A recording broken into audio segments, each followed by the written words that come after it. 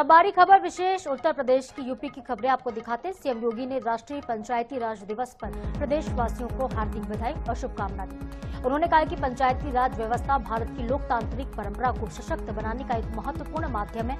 CM ने सभी नागरिकों से आग्रह किया कि वे मिलकर ग्राम स्वराज की भावना को और मजबूत करें, गांवों को समृद्ध और आत्मनिर्भर बनाने का संकल्प लें।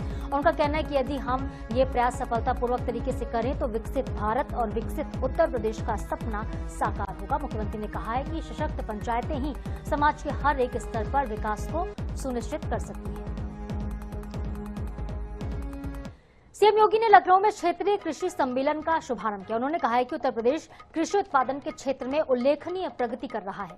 ये बदलाव वैज्ञानिक तकनीकों, एग्रो क्लाइमेटिक जोन आधारित रणनीति और केंद्र राज्य समन्वित प्रयासों का ही परिणाम है। यूपी में लैब टू लैंड की अवधारणा धरातल पर उतर चुकी है, जिससे किसानों को सीधा फायदा मिल रहा। सीएम ने कहा कि पहले नीतियां केवल औपचारिक आयोजन तक सीमित होती थी, अब किसानों को जानकारी, संसाधन और बाजार तीनों उपलब्ध हैं। कृषि विकास दर 8% से बढ़कर 18% हो चुकी है। वाराणसी में अंतर्राष्ट्रीय राइस इंस्टीट्यूट जैसी पहल किसानों के लिए नए अवसर प्रदान कर रही है। यह देश जब आजाद हुआ था, भारत की अर्थव्यवस्था में एग्रीकल्चर का जो योगदान था वो लगभग 41 से 42% था।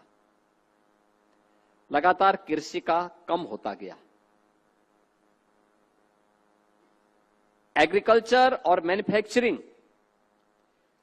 इन दोनों में बेहतर समन्वय हो तो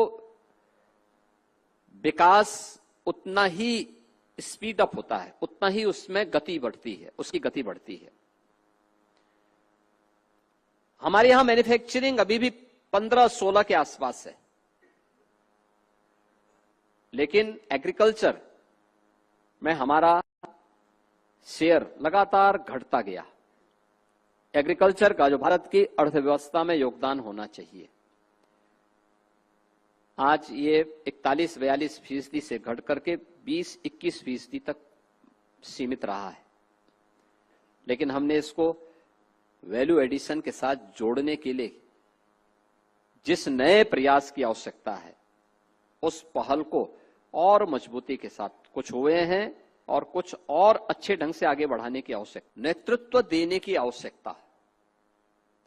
और नेतृत्व देने के लिए मुझे लगता है कि ये एक पहल जब भारत सरकार के स्तर पर होती है तो राज्य उसको स्वयं फॉलो करते हुए दिखाई देते हैं। अक्सर होता था कि नीतियां बनती थी, एक औपचारिक आयोजन बनकर के सभी कार्यक्रम संपन्न हो जाते थे। आज ऐसा नहीं है। आज परिणाम हम सबके सामने देखने को मिल रहे हैं।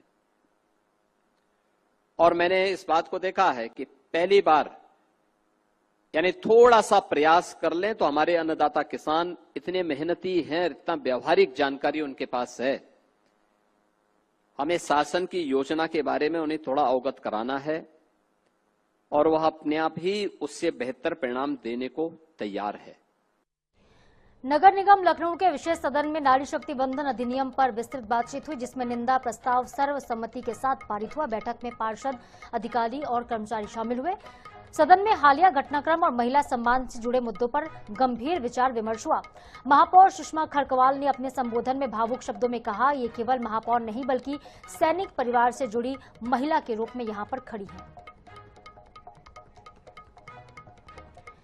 वित्त एवं संसदीय कार्य मंत्री सुरेश कुमार खन्ना ने नारी शक्ति बंधन विधेयक पर प्रेस कॉन्फ्रेंस में अपनी प्रतिक्रिया दी। उन्होंने कहा है कि ये विधेयक महिलाओं के अधिकार और राजनीतिक भागीदारी को बढ़ाने के लिए महत्वपूर्ण है। उन्होंने बताया कि कांग्रेस, सपा और टीएमसी ने बिल का विरोध किया और पिछले अनुभव में तकनीकी कारणों से इसको लंबित रखा गया। मंत्री ने स्पष्ट किया कि सरकार महिलाओं के हक के लिए मजबूती के साथ लड़ाई लड़ रही। 50% सीटें बढ़ाने का निर्णय गृह मंत्री अमित शाह ने पहले ही सुनिश्चित किया था। और मेरे साथ इस बुलेटिन में फिलहाल के लिए इतना ही, लेकिन देश और दुनिया की तमाम बड़ी खबरों के लिए आप बने रहिए INS 24/7 के साथ। मुझे दीजिए इजाजत। नमस्कार।